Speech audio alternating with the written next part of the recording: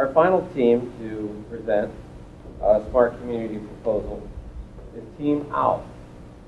Team OWL members include Emma Fagan, Omar Sarasevic, Haruka Takahashi, and Yukazu Tanaka. They worked under the guidance of teachers Amy Pace and Takahiro Toshiba. Please join me in welcoming our final group, Team OWL. Thank you, Patrick. Good afternoon, konnichiwa, and welcome. Watashi wa Omar Sarachichi desu, and I attend Thomas Jefferson High School for Science and Technology. My name is Haruka Takahashi from KOSFC High School. My name is Kyukazu Tanaka from Waseda University Senior High School. Watashi wa Emma Fagan desu, and I attend West Salem High School. And we will be discussing a smart community of the future for Manila, Philippines. The Philippines are located in Southeast Asia, and Manila is located in the north-central part of the Philippines. So, first, Manila today. As you can see, there are many disastrous problems that occur. The main problem that plagues Manila today is overpopulation. Being the most densely populated city in the world with 43,000 people per square kilometer, the infrastructure is greatly strained. In addition, projections of 2.5 to 3 million people in the city center and 25 million people in the urban areas in the year 2035 create even greater stresses. Along with this population increase, energy demands are expected to increase exponentially, and water and food demands are expected to increase linearly. The problems that arise due to overpopulation include traffic congestion, which leads to air pollution. Additional problems include the buildings of tents and shacks due to the limited lack of high-rise smart buildings. These tents and shacks cause sewage and trash problems. In addition, due to not having electricity, they stop the connectivity and synergistics of the city. Natural disasters are also a prominent problem, with earthquakes and typhoons frequently causing damage to the city and contributing to devastation and poor transportation and communication. So now we will discuss Manila 2035, the future. So we will discuss innovative solutions to the problems I just mentioned. Please look at this picture. The traffic is terrible in Manila. Philippines is still a developing country now, so there is a need to think about the solution to reduce traffic congestion in order to revitalize the local community. First of all, the traffic congestion is caused by lack of public transportation system, rapid increase of population, and the regulation of a one-way traffic. There are too many cars in the street, but that's still the best way to travel in Manila. To solve this problem, I suggest that government should develop public transportation system. Actually, there is a plan to run more subways in the near future supported by the Japanese government. If the subways are ET3, which is a maglev train running by magnetic power in the vacuum tube, it would be the best way to solve this problem. With the help of more developed subways, they will be able to improve the regulation of one-way traffic and fix the flow of buses and jeepneys. Therefore, the public transportation system would reduce traffic congestions, and the introduction of subway system would create a bigger flow of commerce and improve the industry from metropolitan area to the suburbs. Finally, in the future, they should import eco-friendly hydrogen fuel cars for efficiency and aim at a better smart community.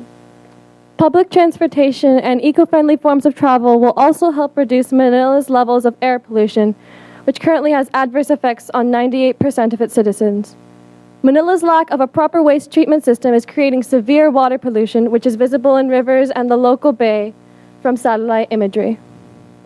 Creating modern waste treatment plants will lead to cleaner rivers that can be used for recreational activities, further improving the quality of life in Manila. Manila's excessive overcrowding has also led to another major issue because lots of people produce lots of garbage that is then thrown into landfills where it releases methane gas. However, this greenhouse gas is currently being harnessed by the Pangaea Green Energy Company, which is a Philippine company. to produce energy through clean burning processes that reduce the amount of methane in the air, which is helping to lower air pollution. Expanding this program to all landfills in the Philippines and throughout the Manila area will improve the health and safety of all of Manila's residents. Thank you. Healthcare in Manila is really a serious problem.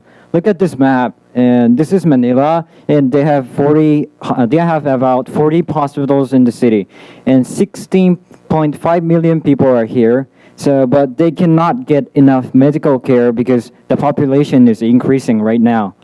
Also, because of the internet connectivity rate is about 40% in Manila, so the hospitals are not connecting each other today.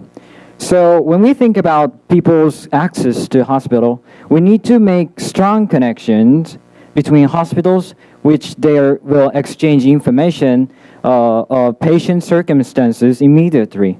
Also, we need to educate people because people don't understand about medical systems such as medical insurances. And now, as a solution for lack of medical cares, I want to propose that we build some clinic which people can get medical cares for freely. Also, the big data can be collected by using a crowd network of hospitals and tracked about the population to make a prediction regarding healthcare issues in the future. These clinics are useful for people when they get injured from natural disasters like earthquake or tsunami. And they have some seawalls, so they have already protected from tsunami, but it's not enough for them because we cannot estimate earthquake's power, of course, so we need to rebuild the seawalls and enhance flexibility and reliability. Promoting this healthcare plan will lead people's relationship to much stronger, and it will guarantee that people can live without worrying about their medical environment in the future. A healthcare system of the future will need massive amounts of energy to function properly. Currently, the Philippines is facing rolling power outages due to energy supply shortages, which cripples the healthcare system and many forms of public transportation. Underwater turbines, which capture tidal and wave energy, will be installed in the Manila Bay to provide a local source of clean energy, as will the hydroelectric dams that can be installed in the rivers. The heavy rains during the typhoon season can also be harnessed by installing miniature turbines in the city's rain gutters. There are also developing systems that are attempting to turn polluting gases into clean energy. And within the next 20 years, these pollution-reducing systems can become a reality in Manila. When all of these methods are combined, they will give a massive boost to the energy supply, which will improve Manila's transportation and healthcare systems and will lead to better communication for all residents of Manila. I agree. The best way to combine all these proposed solutions and actually make sure they work is to have better communication systems.